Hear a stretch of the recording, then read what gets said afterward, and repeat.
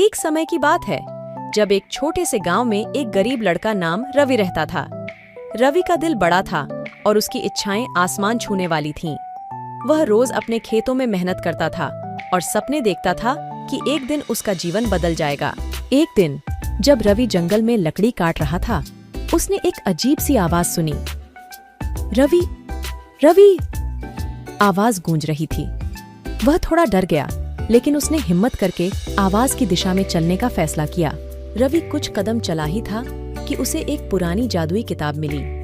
किताब सुनहरी धूल से ढकी हुई थी और उस पर चमकते हुए अक्षर थे। इस किताब में दुनिया का हर रहस्य छुपा है। रवि ने किताब के पहले पन्ने पर लिखा देखा। रवि ने धीरे से किताब खोली और पढ़ना शुरू किया। जो इस किताब के पहले अध्याय को पढ़ेगा, उसे जादुई शक्तियां मिलेंगी, उसने पढ़ा। उसने जिज्ञासावश पहला अध्याय पढ़ा और अचानक उसके हाथों में एक अजीब सी शक्ति आ गई।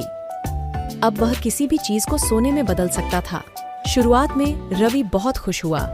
उसने अपने छोटे से झोपड़े को सोने का महल बना लिया और सारे गांव वालों को अपनी जादुई शक्तियों से चमत्कृत कर दिया। गांव वाले भी अब उसे राजा की तरह सम्मान देने लगे।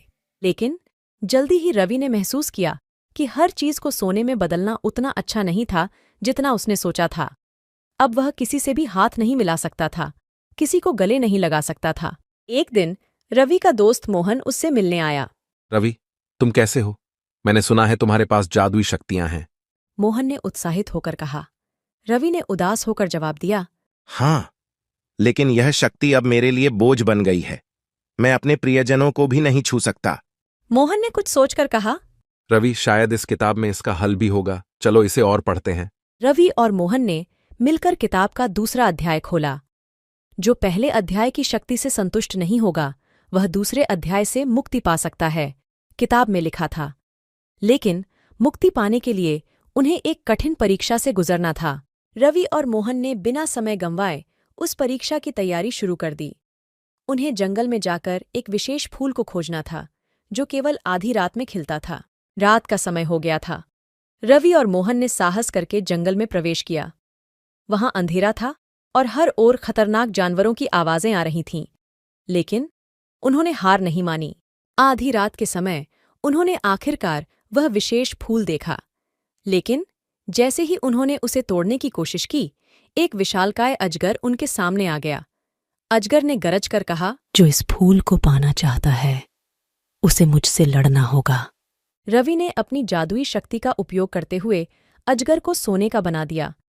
फूल को लेकर वे वापस गांव आए और किताब के अनुसार उसे जला दिया। जैसे ही फूल जला, रवि की जादुई शक्तियां खत्म हो गईं। अब रवि फिर से एक साधारण लड़का बन गया था, लेकिन इस बार वह पहले से कहीं ज्यादा खुश था। उसने समझ लिया था कि असली खुशी जादुई शक्तियों में नहीं, बल्कि अपने प्रियजनों के साथ रहकर और सामान्य जीवन जीने में है। उसने अपने अनुभव से सीखा कि जीवन की सबसे बड़ी संपत्ति दोस्ती, परिवार और प्यार है। रवि ने अपने साधारण जीवन को पूरी तरह से गले लगाया और गांव के लोगों के साथ मिलकर खुशी खुशी रहने लगा। उसके अनुभव ने उसे सिखाया कि हर शक्ति और सफलता के साथ जिम्मेदारी और मुश्किलें भी आती हैं। उसने अपनी जिंदगी को एक नई दिशा दी और अब वह अपने परिवार और दोस्तों के साथ मिलकर छोटी छोटी खुशियों में ही आनंद ढूंढता था। Thanks for watching. Please like and subscribe my channel for more moral magical stories.